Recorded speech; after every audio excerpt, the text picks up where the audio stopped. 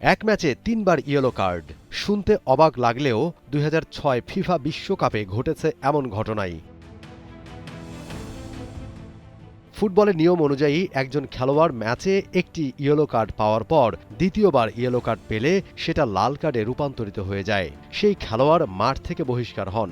এটা ফুটবলের একেবারে সাধারণ নিয়ম। কিন্তু ফিফা বিশ্বকাপের মঞ্চে এমন এক রেফারি ছিলেন যিনি এক খেলোয়াড়কে একটি বা দুটি নয় বরং ৩টি ইয়েলো কার্ড দেখানোর পর মাঠ থেকে বের করেছিলেন।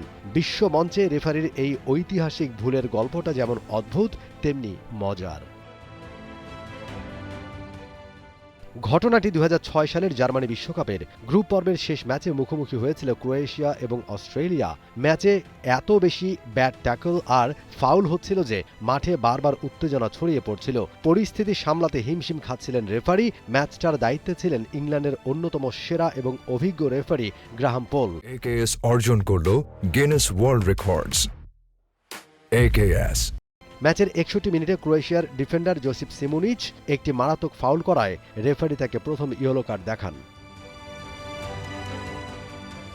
এরপর ম্যাচের ৯০ মিনিটে সিমুনিচ আবার অস্ট্রেলিয়ান স্ট্রাইকারকে ফাউল করেন। রেফারি পোল দৌড়ে এসে তাকে দ্বিতীয় ইয়েলো কার্ড দেখান।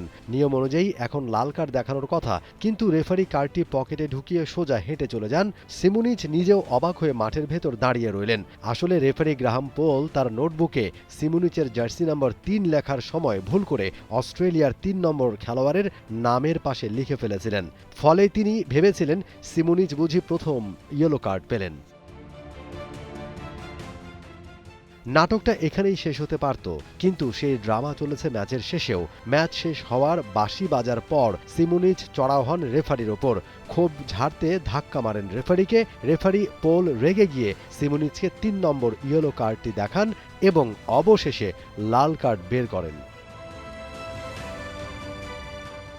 এক ম্যাচে ৩ বার ইয়েলো কার্ড পাওয়ার এই রেকর্ড ফুটবল ইতিহাসে আর কখনো ঘটেনি।